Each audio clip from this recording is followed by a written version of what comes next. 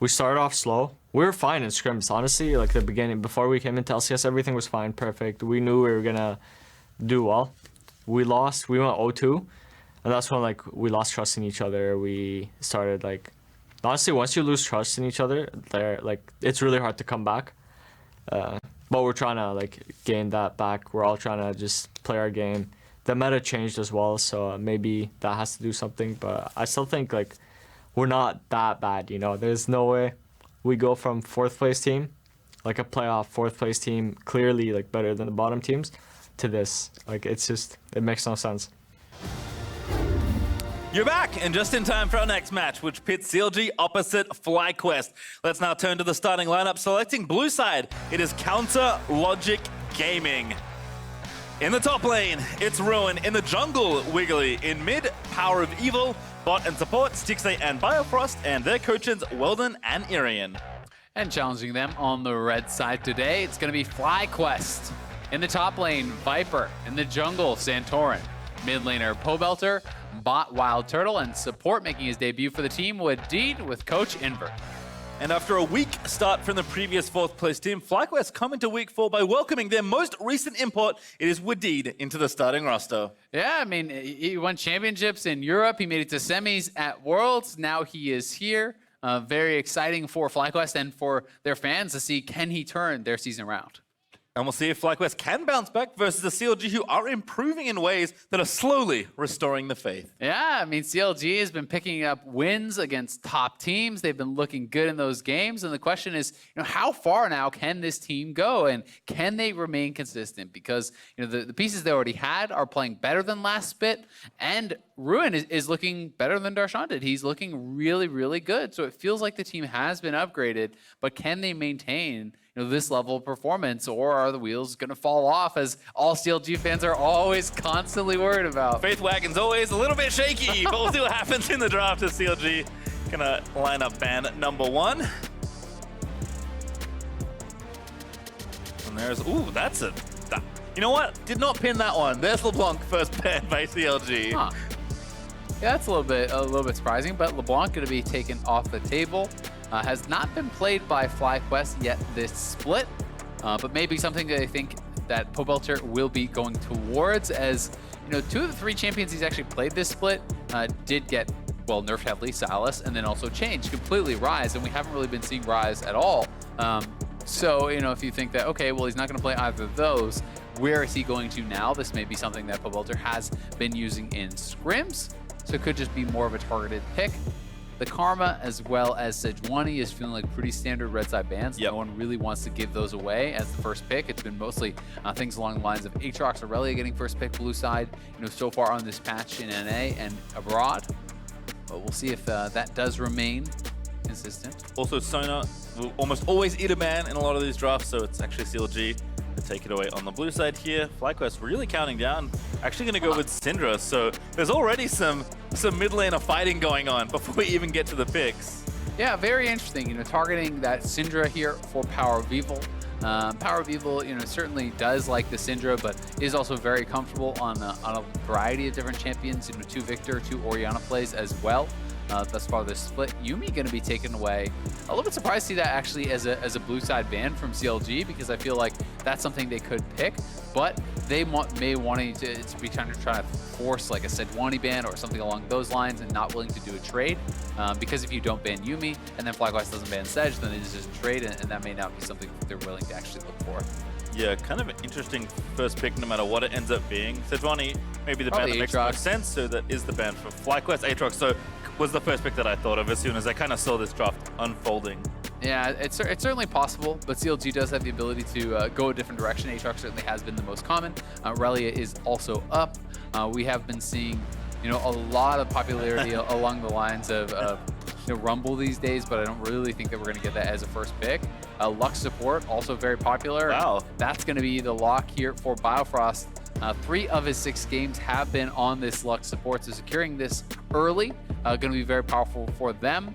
There's also the possibility that can go over to mid lane, though it is very heavily played support, and that's where I'm expecting it to go. Yeah, unlikely, so we'll assume support for Biofrost until further notice. That does leave a ton of good, strong solo laners up for FlyQuest, but seems like Tahm Kench's stock is rising. That's going to be the first pick overall for FlyQuest here as they'll lock in a second alongside it. Yeah, so the interesting thing about Tahm Kench in Deluxe, obviously everyone does kind of focus in on, yeah, you can devour someone out of the binding. That is great, certainly, but one of the things that you don't really deal with as well is in the later stages of the game, the shield just becomes so enormous in a team fight that, Lux becomes this super powerful shielding support with 5 points in W. If you're hitting everyone, back and forth with that shield, it can be an incredible amount of additional survivability in those team fights. And Tahm Kench can't really do anything about that. It's much more defensive. It is about playing towards those side lanes. So pairing it with the Irelia makes a lot of sense. A Renekton as an answer into the Irelia, extremely hard matchup for Irelia in the early stages of that game. Renekton can really bully you around. This could be Irelia, top is where we're expecting because it is Viper, but there's always the possibility of it going mid to Pobelter. Certainly expecting this to be Renekton versus Irelia top though. Also finishing their bot lane rather than give Wiggily jungle priority is kind of the other decision CLG had to make there. So Skarner now for Santorin, as they'll grab a jungler for themselves. So be interesting to see where Wiggily gets pushed down to. Certainly has had the most success on Sejuani this split, but capable of playing other picks, I'm sure. Yeah, I mean, there's still things like along the lines of like Trundle is still available if you want to actually go towards that. Wiggily has played Rek'Sai, he's played Jarvan. You really can't ban out the full jungle pool. There's just too many champions that are pretty viable these days. Zac also, just recently got some buffs if people would be interested in going back in towards that.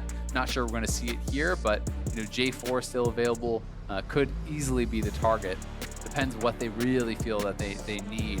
I think you're definitely going to be wanting to draft for a strong 2v2 top, which is why FlyQuest is targeting the Elise and the Olaf. That is less about the jungle matchup and more about how does Irelia not die over and over in this game. So they are going to be targeting that. I do think Jarvan can kind of fulfill a similar role as can Rek'Sai, but they are certainly not as powerful at pulling off, I think, those early dives on the top side. And Turtle also going to lose Ezreal here.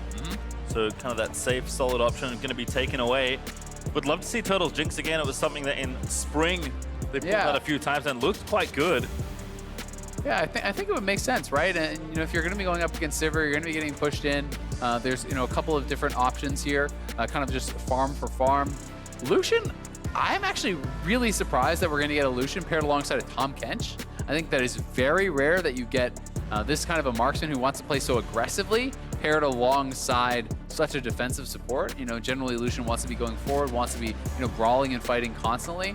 Tahm Kench want to just sit back and kind of keep you safe and allow you to farm. But if you're just splitting farm against the Sivir is going to be extremely happy about that situation going up against the Lucian. So we'll see if FlyQuest are going to be able to use this in a kind of a unique way. Maybe just utilize the Tahm Kench to allow the Lucian to kind of be dashing in on his opponents looking for trades there. Viktor, pretty signature pick here for PowerOfEvil, so not too surprising. Good call on Trundle as well. That is what Wiggily goes for in the jungle. Neeko also left up, so snapped off there by FlyQuest.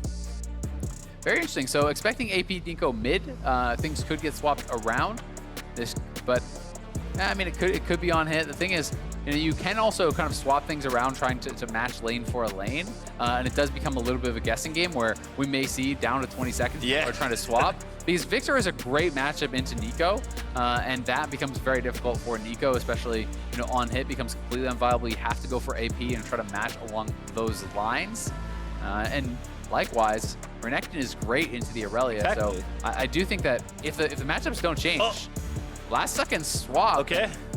Very interesting. There's still also, mind you, the possibility of, even though they're having Viktor piloted by PowerOfEvil, that's his comfort, they can just lane swap. And we're seeing more and more of that, where people are just kind of playing these musical chairs where they're going back and forth trying to find preferential matchups, and the opposing team is also just lane swapping over and over to try to avoid them. I would not be surprised to see that at all this game, because I really think Renekton is going to want to be going up against this Irelia. Yeah, I think matchup-wise, we certainly want to see Renekton into Irelia and Viktor into Neeko, at least on the CLG side. But pilot-wise, I think they've picked the right players. PoE, tons of Viktor games on his resume in professional play, and of course, Ruin, capable on these kind of aggressive champions as well. So I agree, I think we are going to see some maneuvering. So certainly look to see what happens around level 1 as potentially vision and scouting is very important in these early levels. Yeah, pretty interesting drafts here, honestly, on both sides. The Lucian Tahm Kench, pretty unexpected from me. Pobelter going to be bringing out his Irelia, first play of the split for him. So having to kind of dig down into that champion pool with some of his champions getting nerfed and not seeing as much pro play.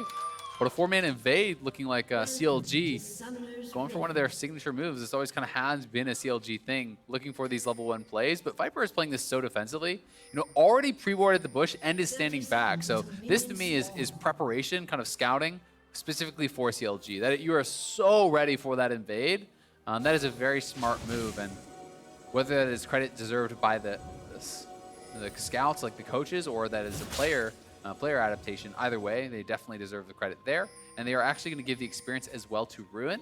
So he gets the last hit and will get that level 2 1 minion faster as a result. So there's always the potential of going a little bit aggressive there. But they are trying to evade and try to get vision down, I think, really to try to track where the matchups are going to be. Ruin's already got 25 extra gold. He's rich. Takes the Skarner Spire there as well.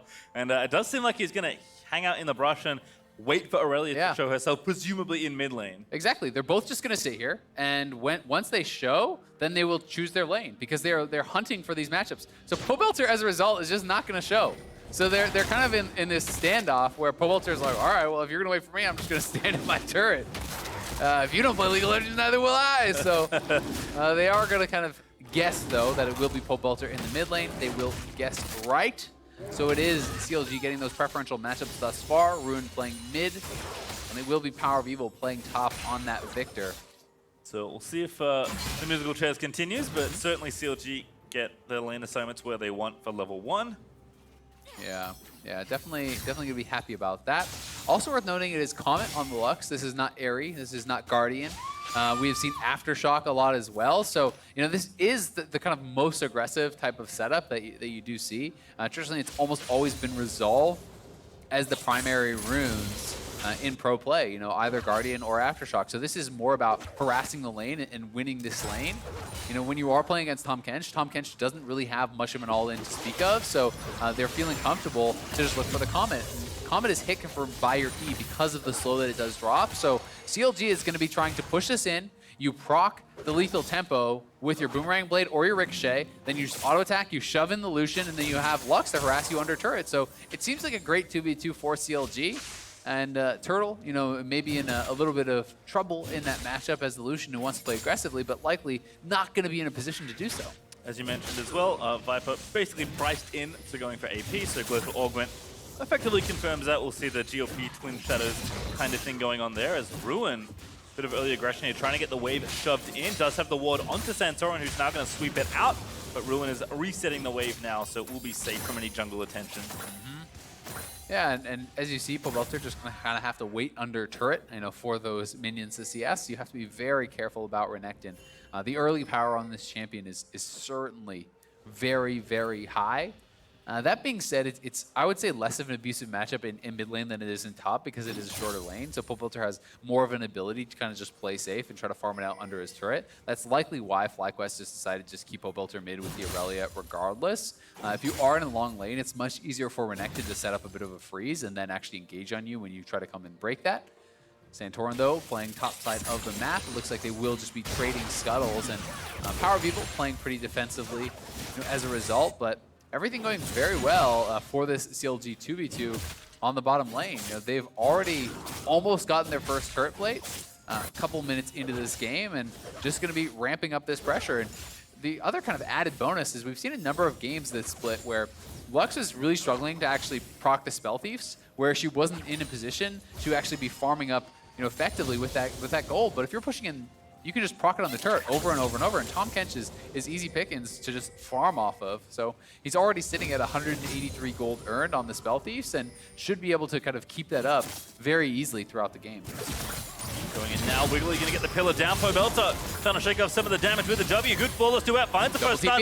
Double TP in mid lane, but also we got Wadid roaming in as well. That's going to be Ruin flashing out there, but what a double root by Viper. Going to find it now. PoE going to be the next target, and Viper grabs that as well. That was so well timed from Viper, absolutely insane. The frame perfect root pretty much there on PowerOfEvil as he TP'd in. Gets him, gets Ruin. They get both the kills, and Wiggily now even in trouble. FlyQuest with just such a great move towards mid lane. Ruin going in though, wants to try and finish this off, and Biofrost that grabs the last hit. Yeah, Pobelter overstaying his welcome a bit, does give back an easy kill there, but the initial play was so well done from FlyQuest. Wadid had the early base, and he just runs straight mid with his jungler here. So, not expecting the additional member coming in here from FlyQuest. As soon as they see Tahm Kench, TP starts, but then you see Santorin, and you're like, uh-oh, we're going to be down in numbers perhaps regardless. And look at that root. Instantly hitting the root onto both of those solo laners. Gets them the kills to start that one off, and then they stay around, pushing this in. Pobelter's still very low on health, and the TP just comes back in from Ruin. They want to shove it out, and he goes down, and now Pobelter trading with Ruin again. Yeah, Ruin not deterred. No. Despite what happened before, he got an assist gold.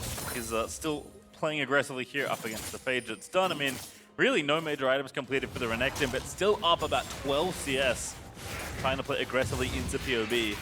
Yeah, the gold's going to be fairly comparable. Pobelter is a little bit ahead, thanks to that kill he did grab, so that's going to be feeling very good for him. But, Ruin needs to continue to play aggressively. This is certainly a matchup where you want to be in the face of your opponents. You can see the incredible slow that also goes on with Wadid there when he does devour up WildTurtle. So, certainly some of the defensive capabilities are lessened, but, Turtle popping out of that Tahm Kench almost immediately, that is another patch change. So the delay is certainly very Oh, Ruin took a tower hit as well. Now pops the ultimate. Here's Santorin, level 6, gonna find the first stun. Wiggily gonna try and cut him off. A decent pillar as they look to turn it back around, but Wadid's over the side as well. There's the impale. Ruin getting low, but he spins around that ball. the shield! With the shield, healed down as well, and Wiggily able to turn it around and grab the kill. Oh my god, FlyQuest got way too greedy there. If Santorin just committed the ultimate immediately, I think that's a free kill, but instead he thinks, okay, we can just grab this kill. No problem, I don't even need to commit the ult. Then he gets stunned up, the pillar splits them up, and Biofrost on their own flash, shield, and heal comes through. They lose a kill, don't even trade one over. That is massive for CLG, and now they're on this Infernal Dragon. They want to try to burn it down here. They will be able to get it. Yeah, big swing in the game here for CLG. Getting a lot out of that, where FlyQuest had come out pretty far ahead in this initial play. So let's watch this one more time. I do think if Santorin just immediately commits the ult, he should have been able to get it off. The first power shot comes in, Santorin hits him with the E. If you've just pre-channeled your ult, I'm pretty sure that will just go off even through that stun onto Ruin. Instead, the stun comes out, delays it, the pillar comes over, buys enough time for flash, shield, heal. The second part of that shield comes through, and that is a tilter for FlyQuest, not able to knock down Ruin. And paying off certainly as Biofrost with a nice roam also gives his team the Dragon. Santorin had no ult and no health left, so not much he can do, even though Wiggily didn't have his smite for the objective, which is why it looked a little hairy at the end there. Santorin, though, is at least stealing away the blue buff, so it does take that away from CLG's side of the map. Yeah. But kind of the early game plans going right now for CLG. Yeah, and Biofrost, certainly a big beneficiary of this. He's made 2 roams to mid, saving his teammate on the second one, getting a kill on the first. Has the early Frostfang as well as the Fiendish Codex, going kind of this more aggressive style with the Comet, and has been looking really good thus far. That roam was so big. They need to make sure that Ruin is in a position to continue winning this lane, to be winning that 1v1. That is why you picked this champion. So, really want to be making sure you're protecting him. Unfortunately for CLG, none of the kills have gone to Ruin, so, not really ahead in gold. But they can still be pretty happy about how things have gone overall. That being said, Viper doing very well in the 1v1 on top side. He had that great TP in, got a kill and assist, and he's up 20 CS, so things looking good for Viper. Good bind there though, but Wadid instantly with the Devour. Gonna make sure Santorin gets out safely. Still a lot of proactivity from junglers and supports on either side here as CLG lining up to clear vision on this right-hand side of the river. Also, both marksmen have been farming up kind of as things have developed. Stixxay still up about not quite 10 CS, so his perma-pushing ways in the early game have worked out well. But really just all the activity around the center of the map has been the big story so far. Yeah, they've managed to just keep the loss to one turret plate thus far on the bottom side. Thankfully, I think that is partially because Wadid just decided to roam, so Biofrost is matching. You don't have that non-stop push. Sivir can't push 1v1 against Lucian. That is too dangerous. So, Ooh, they just saw the Neeko. Ruin actually snuck up here. Now gonna pop the ulti. Big Fury heavy stun. And there's a pop blossom, but Viper is gonna get flashed on. Gets out maybe with a W, but need to try and follow. No, Flash is here for Ruin, but a great root again. Gonna stop the bleeding for now. The laser does get her. The Q spins around, and Ruin able to finally grab the kill. Viper played that actually so well, and it looked like it was gonna be a bit of a pie in the face to CLG as PowerOfEvil flashed into the ultimate route. And then Ruin flashed into the regular route. It looked like Viper might have almost been able to get away, but not quite with that face check onto the Renekton. So dangerous if he is able to get up on your face like that. And Viper playing this out quite well. The stun coming out, this was really nicely done also from Ruin, but going into that clone, dropping the ultimate route, then flashing into the route there from Ruin. A little bit preemptive. You want to try to flash over that. That being said, they still do get the chase down, they get the kill, and they do just have to expend the extra flash to do it. Still a great roam from Ruin at the end of the day, sneaking behind and trying to even things up a little in the top side. GOP, though, is now done for Viper, so he can certainly start to look and leave the lane and try and bully the map elsewhere, or call his jungle up and set up ganks. Neeko very good at assisting your jungler in any sort of kill. And we do actually see the 2 upgrade tier build once again here from PowerOfEvil. We saw this from Ryu last game. So I guess with the mana ratio on the Q and just being a very mana intensive champion, I can see how this build makes a lot of sense for someone like Viktor. Yeah, it's certainly interesting. So a bit of a new adaptation, it seems like, for the patch. People kind of making that move. Certainly hadn't been the build last patch that we had been seeing when Viktor was popping up, but people deciding to go for that additional mana regen, and also Seraphs is always just so strong. That on top of the shield, it's very similar to kind of what we used to see from Ryze when Ryze had the passive shield last patch in addition to Seraphs. Sometimes if you don't initially burst them down 100 to 0, it becomes so difficult to actually take them out. And especially in this kind of a composition, when you also have the Lux shielding coming in across that too, you have to be damn sure that you're going to be able to 100 to 0 in. And against this sort of a team, the first kind of punch of the fight from FlyQuest with the Neeko ultimate and the Irelia ultimate and all these things coming through, they have to burst someone down, it feels like. Well, we'll see. Maybe that come into play around this Drake fight, because Infernal is up in 2 seconds for the taking. TPs are ready for both our topside players right now. In fact, all 4 TPs are up from the top half of the map. Pobelter going to get a stun onto Ruin, but no ultis expended. His team still posturing for a bit of real estate here around the Drake. Yeah, and both top laners, not joining just yet, but they do have teleport available. Pobelter and Santorin are waiting on a ward, so really full knowledge from both teams of kind of what the other squad is doing. CLG going to look to just try to get control of the lanes, push these up before I think they make their move.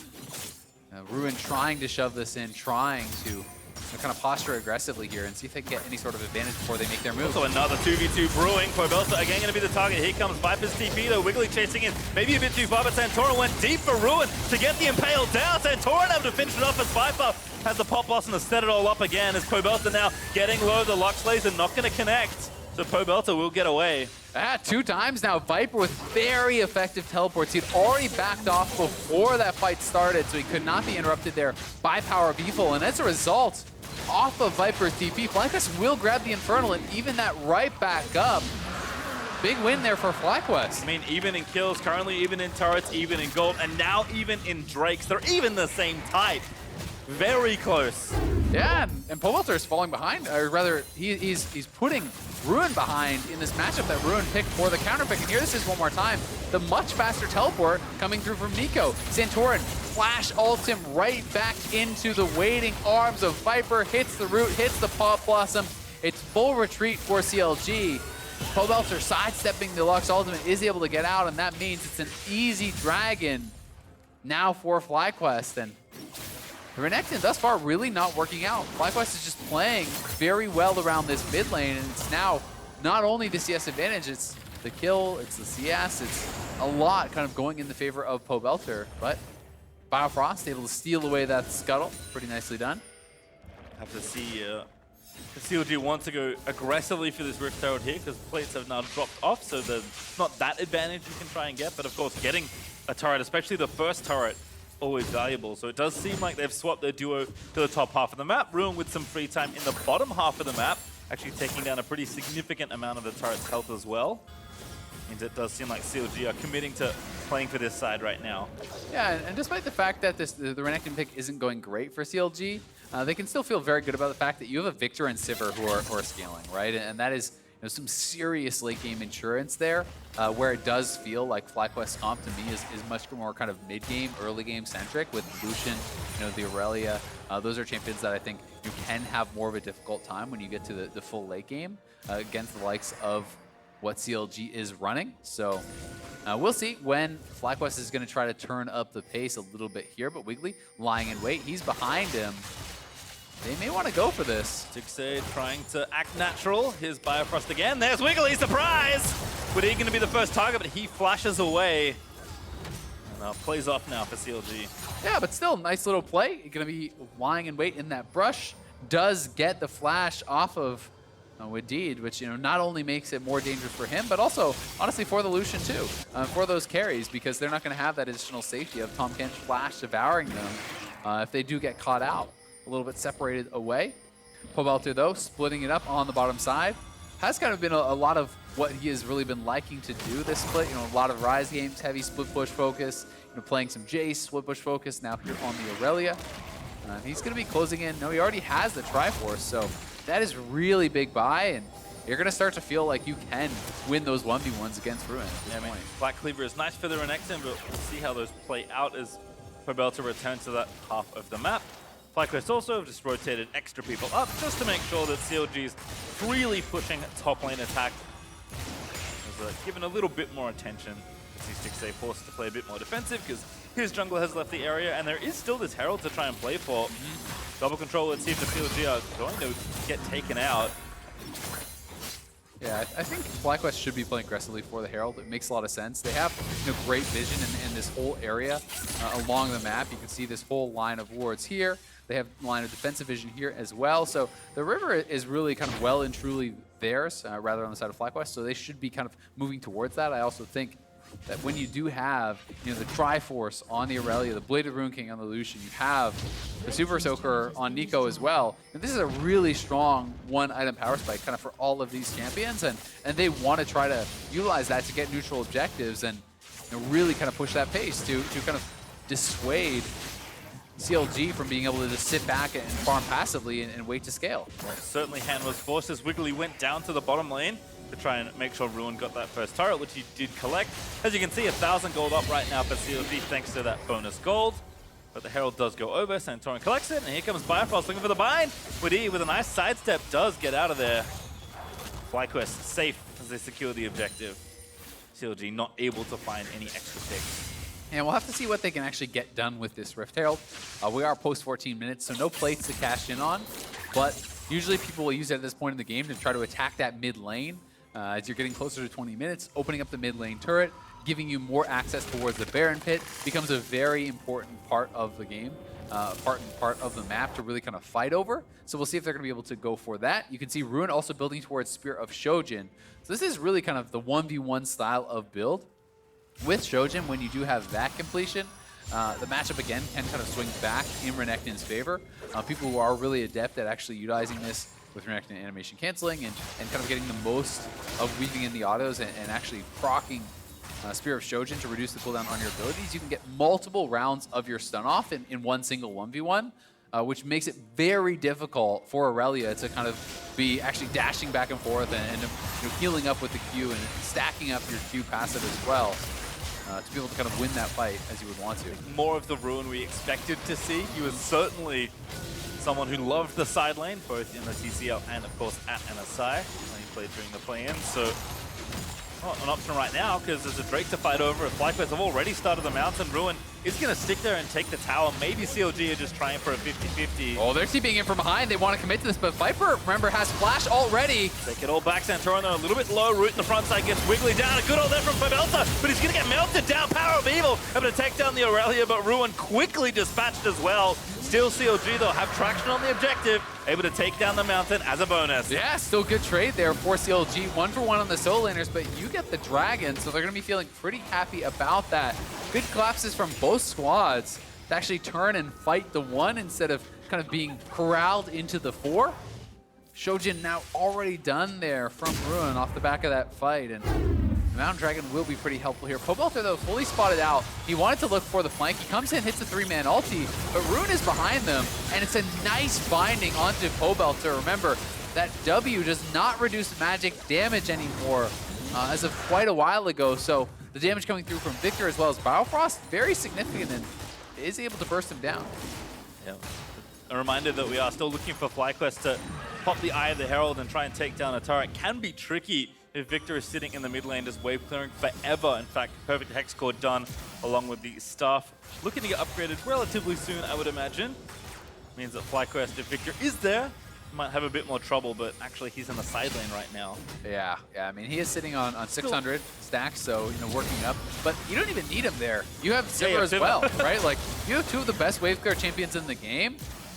FlyQuest basically have to kill them before they can siege or get the Baron before they can siege. You can't just walk up to a turret and expect to be able to do anything. So I do always like when teams are kind of taking that into account. If you're going to commit to a split push style of build, a 1v1 style of build, the Shojin can work in teamfights, sure, but you'd generally rather have Asterix because it's harder to get enough auto attacks off in a teamfight to get the full benefit out of this item compared to a 1v1. So you have Ruin, commit to a 1v1 style of build, then you have heavy wave clear on 2 champions, and you use that to buy time, but it's a 2-man collapse. You're down on the bottom side for PowerOfEvil. The great equalizer, Predator Skarner into the Pop Blossom after the Impale. Goodbye PoE, but play on the top side instead onto Pobelter. 3 members of CLG looking to chase it down. It's Wiggily with a flash Q that's able to grab it. It's a little bit of deja vu there as Pobelter and Ruin going down once again, as they did in that Dragon fight. Rather, PowerOfEvil, excuse me. So now WildTurtle is going to be dropped mid lane. They have taken out the Viktor. We did see Stixxay actually going back to base, so no one here to wave clear just yet, but don't think they're going to be able to knock down the turret with this Rift Herald unless they have more members coming in. They are kind of committing to it now with WildTurtle coming around, so they will eventually get it in trade for the top lane tier 2. And you can see how much of a commitment for vision there has been from CLG up to this topside jungle. Look at all these wards. This is all CLG vision on the other side of the map. This is a really, really nice setup. That is pretty much ideal for a split pusher. There's no way you can really be approached without knowing where your opponents are coming from. Pobelter wave clearing here up on the top side. Ruin straight in onto him. Biofrost flash binding out of that stun from Renekton, and then Wiggily coming through. Another flash to chase him down and take him out. So pretty expensive kill. It does cost them 3 flashes, but they do end up cleaning it up. The mid lane outer did go down, and bot lane outer there for FlyQuest, so they'll keep the turrets pretty close to even. Turtle did have to TP in mid lane to make sure the outer turret fell in mid, but not a particularly big investment for an AD. Yeah, not happy to make the trade. And I think he had to, right? You know, it didn't look like they were actually going to get it until he did TP in. Yeah, so. I don't think TK and Shelly going to get a turn. Yeah, they weren't going to be able to. So drop the ward, he TPs in. Nice little move from them there. But quietly, I mean, Stixxay hasn't really been a part of the game at all, but you're going to be really happy. It's a Civic Classic. Exactly. I mean, Lucian sitting at 23 minutes, you know, 1-0-0, 2 items, that's fine, right? But you're going to be very happy to be Sivir at this point and just kind of had a smooth farm game where you're working towards your IE. At that point, you know, Lucian's never going to be as strong as you when you're on 3 items as Sivir from then till the end of time. So it does get very difficult, but Santorin looking for a play here. It's a glory pop, very speedy Scorpion, but Pillar is going to block out any potential attempt. So CLG disengage from that possible engage. Yeah, you can also notice 2 QSSs have actually come through here for CLG. You'll note it is on the solo laners, the guys who are very likely going to be out in those side lanes. And Santorin, you know, wants to be able to collapse, you know, potentially in combination with Wadid to actually punish any sort of side lane play. The QSS is going to be a bit of an answer to that, going to make it much more difficult. And also, you know, if Ruin were to TP into the back of a team fight, you can't just Skarner ult him and then turn on him and kill him for free. You're going to need a little bit more than that, certainly. And also pretty helpful in the 1v1 against Neeko with both the root and the Pop Blossom root. So a lot of uses for that, and going to be feeling like a pretty good buy. CLG trying to shove mid here because there's a Drake they want in 5 seconds. The mountain will spawn. Viper actually in a pretty good flank spot of his own. As the team's trying to step around the play, there's the flash into Biofrost. Santorin has found a good target, and that's going to be a kill as Wadid on Turtle. Able to flank around as well. Pobelter with a nice ulti onto PowerOfEvil. Now Stixxay going to have to fight his way out of there. The Pop Blossom goes, he finds the root, but Stixxay flashes out, and also I think PoE barely escaped on the other end. It's now Ruin who's going to join the fight. Spear on top. Wadid with the cleanse does get out of there. Yeah, Wadid able to escape with his life. And they do get the kill on Biofrost. So 1 for 0 there from FlyQuest. Very close fight. A lot of summoners blown on both sides. But CLG have more health in the tank, and they're going to be the ones to go grab the second Mountain Dragon. Infernal plus double Mountain. The threat of rushing down a Baron becomes very, very real now. FlyQuest will have to keep really good tabs on this Baron. So Biofrost stepping forward, wants to clear. He'd already used the Lucian Singularity to check around the corner. Doesn't have eyes on Santorin, who commits the flash ult. Then Wadid, Turtle flashing in from behind, not quite able to kill off PowerOfEvil. The shielding coming through from the Seraphs and the Q means that he is able to survive. Turtle has to flash out. Wadid also has to use that cleanse and get out of there. But he did, FlyQuest, at least get the kill. They don't get the Drake, though, so I think CLG will be pretty happy with the trade, all things considered. Yeah, I think especially because it's just a support kill. You know, not the end of the world, no big shutdown, no one, they're super important off the map. So, you know, Biofrost goes down, but, you know, it gets harder and harder. I really do feel like for FlyQuest, the onus is going to be on them to be able to create some sort of a great flank with the Neeko or some sort of an amazing pick here from Santorin. But, you know, CLG are going to have very quickly a 3-item Stixxay here on Sivir. They have the late game from Lux, which is so incredibly powerful for support with this AoE shielding. And Viktor plus Sivir can just melt through pretty much everyone in combination with the Trundle, who's going to ult your frontliner, so they're even squishier. It is very, very scary to kind of fight forward into this CLG team. And on that, I think the game is on this Tahm Kench. We've seen it from Liquid already today, where you need to be able to use his ultimate effectively to try and make plays around the map, because that's one of the reasons you draft Tahm Kench. And with Wadid coming up his first game here with the LCS team on stage, that's a lot of pressure to put on a player, because FlyQuest don't have that many other options to try and find a good fight. Yeah, they certainly don't. I mean, just using the pillar to step up and actually get some damage down on this. Oh, he's just CC'd forever. Goes into stasis. Just turn on Pobelter now. Sivir pop, Gravity Field not up here. But Pobelter going to try and find his way out. Oh, good stasis, actually going to buy a bit more time, but I don't think it's enough for Santorin. Got his legs caught in a light binding. Yeah, now they could potentially just go straight to Baron. I mean, you have double Mountain here. You could threaten to run this down, so they're going to shove out mid. We'll see if they do decide to go for it or just try to get some more vision, but you can see how annoying those zoning tools are. CLG have done this a number of times throughout the season now. Lucian Singularity on one side, Gravity Field on the other, the Trundle pillar goes down. It's so hard as a short-range marksman like Lucian to walk forward into that to try to clear out the wave. Lucian's wave clear is already very unimpressive, so you know, you're very, very reliant on Viper as kind of the only safe wave clear whatsoever. Irelia can't do it, Lucian can't do it, and now CLG are on the Baron here. They're looking to get this Baron and try to secure the game for themselves. Santorin has no flash, mind you. He'd have to run straight through the Viktor to get into this pit. And PowerOfEvil actually went back and bought his IE for the fight Viper as well. They're flanking. Ruin also trying to find something. I think the Baron's going to be CLG's, but can they get out safely? Live binding onto Santorin prevents that. PowerOfEvil even looking to chase down the Neeko. Here's Ruin looking for the flank, finds Santorin for the stun. Scorpion locked up with the Impales. The shield going to try and keep him alive. Into stasis he goes, but great ult from Bio, almost enough to get the execute kill, but now FlyQuest are on the wrong side of the map. Yeah, exactly. CLG just need to push, but they're chasing down Pobelter. Sivir ulti again, Ruin finds a stun. Pobelter off to a minion, trying to get his way out of there, but locked up for too long. Wiggily able to chomp him down. It's CLG with Baron straight down mid lane. Yeah, and I mean, this is honestly a Baron that you could just end the game with potentially here. The wave clear is so poor on the side of FlyQuest, even without that Baron buff. They are really going to struggle to actually stop this Baron push whatsoever. You have so many zoning tools, and PowerOfEvil just, there it goes, Gravity Field drop down. Now you have to back off as the Neeko. They can step forward and poke away at this. You can see Ruin pushing in the top side. 2 inhibitor towers, very, very low. Oh, another fight found Wadid, found the Devour under Santorin, but he might get himself killed in the process. PowerOfEvil able to chase down one. It's Wiggily that finds a second. In fact, PoE even looking for more. He's going to force Turtle away. And that's one in here broken, but CLG, they are going to go in for the kill. They find the root, the Pobelter from Viper does buy a little bit of extra time, but the Nexus will now be in pieces as CLG will find yet another win. And Pobelter back to respawn only to watch himself die again as Counter Logic Gaming claim victory. CLG looking good once again here. Wiggily, a deathless game, 4-0 and 5 on the Trundle. They made it work across the map. You know, there's some really active early games from both teams. A lot of fighting around this Renekton Irelia matchup, trying to kind of protect their laners and trying to put them ahead in this pivotal matchup. But it was CLG, despite the fact that they were kind of losing out on that 1v1, that FlyQuest was making some good plays. They were just passively, slowly kind of losing the game because you have a Sivir farming evenly against the Lucian, you have the Viktor farming out against this Neeko, and CLG had an incredibly strong late game, which FlyQuest had no answer for once they got there. And it feels like we're starting to build, a picture of what CLG look like when they win. They've played a lot of very consistent comps, they've played a lot of similar champions, and they're executing very well in almost all their games.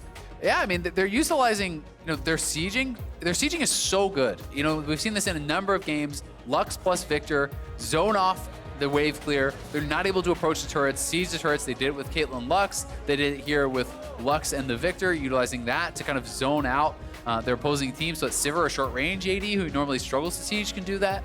And they're kind of having Ruin be this playmaker for the team who is buying time, for these other guys to kind of scale up and get going. PowerOfEvil and Stixxay didn't really have to be involved in the game until much later. It was kind of just the core three. It was Ruin, Wiggily, and Biofrost making plays and moving around the map. And meanwhile, Sivir's getting strong, Viktor's getting strong. A relaxing like, Sivir game, I think. Everyone's about leaving the lane, you're just casually farming up against the Lucian.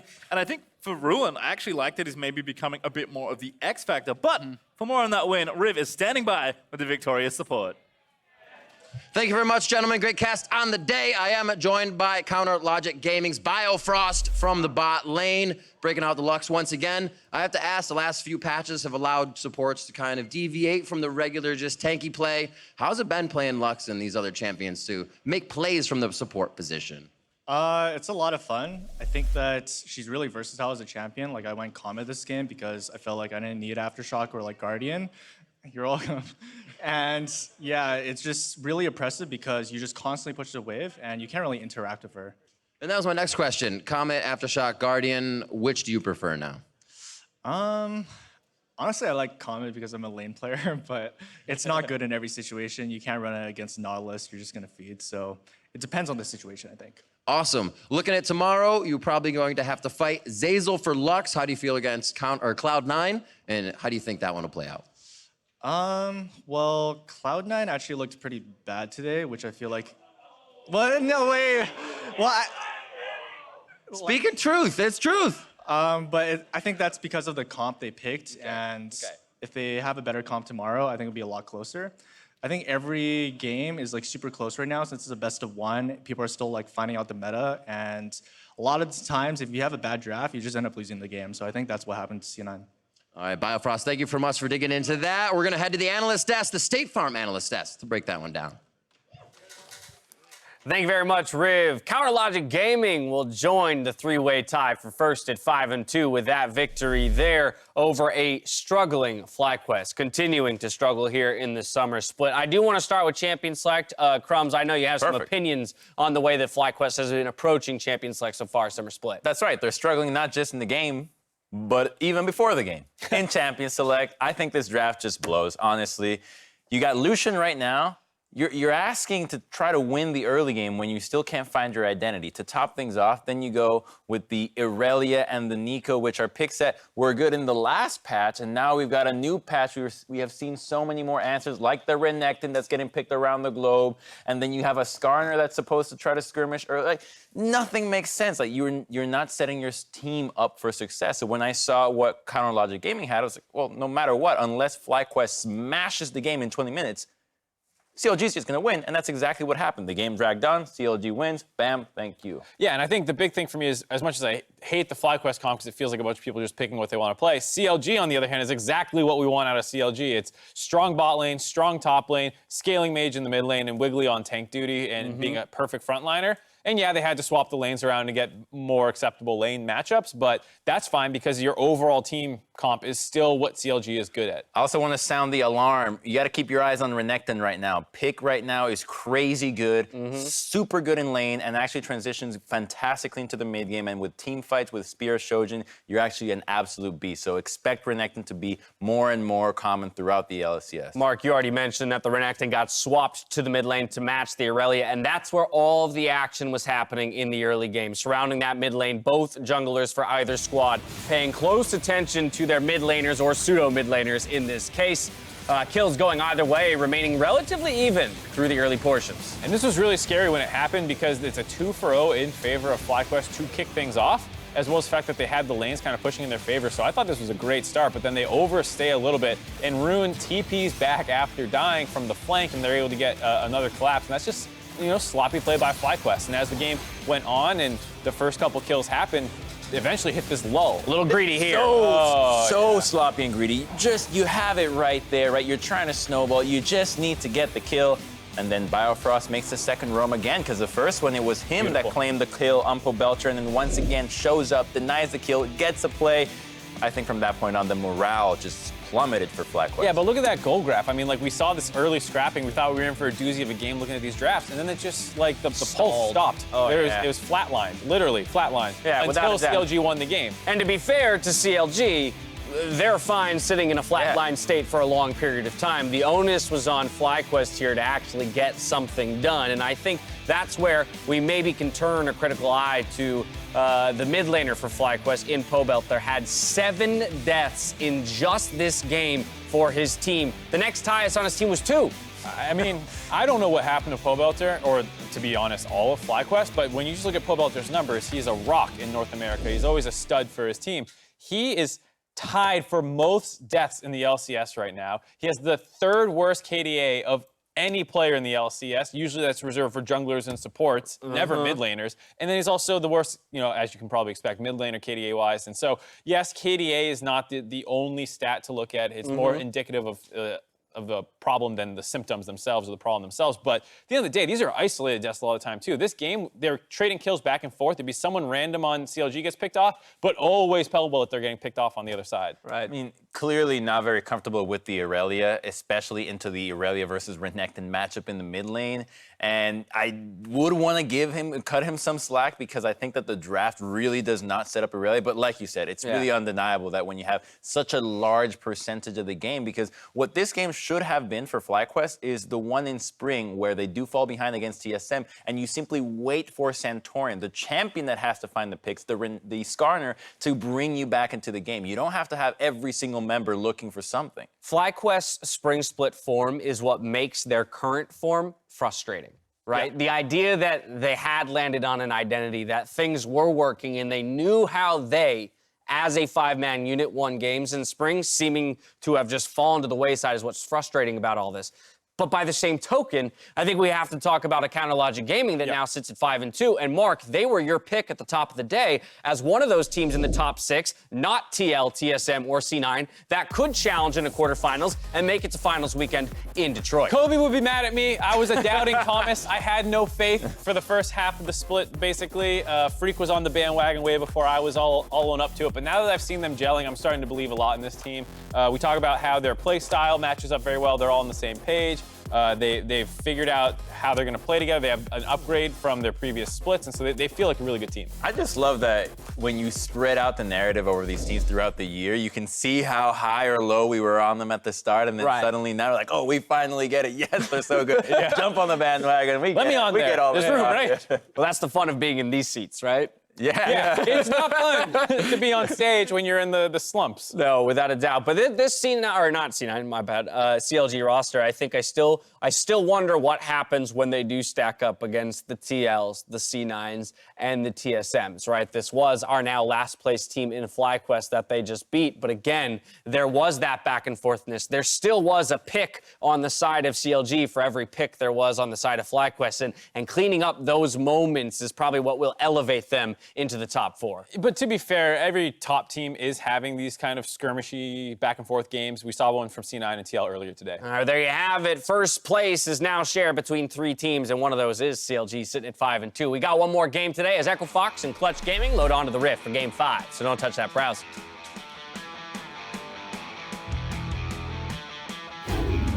There's the Impale, Ruin getting low, but he spins around that ball. the shield! With the shield, heal down as well. Need to try and fall, and Flash is here for Ruin, but a great route again. Gonna stop the bleeding for now. The laser does get her, the Q spins around. Yo, I have top casualty. I have top casualty. He's no TP. He's top casualty. Top casualty. Top casualty. Launch the flash. We got Lux. We got Lux. We're on Irelia. We're on Irelia. We're on Irelia. Okay.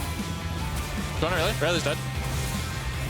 Okay, mid. Everyone mid. 2 inhibitor towers, very, very low. Oh, another fight found Wadid, found the Devour under Santorin, but he might get himself killed in the process. PowerOfEvil over to chase down one. It's Wiggily that finds a second, in fact. Congrats, Kim. You got your own car with your own insurance. No more driving that old hand-me-down. Did you trade it in? My parents handed it down to my little brother. You ready? Yeah. Surprise! No. Not beige Betty. You guys can't do this to me. Seriously? That car is like a rite of passage. How do you expect me to drive this? Just turn the key and yeah, it's just Some of this. it's automatic, dual cup holders. Go with the one that's here to help life go right. State Farm.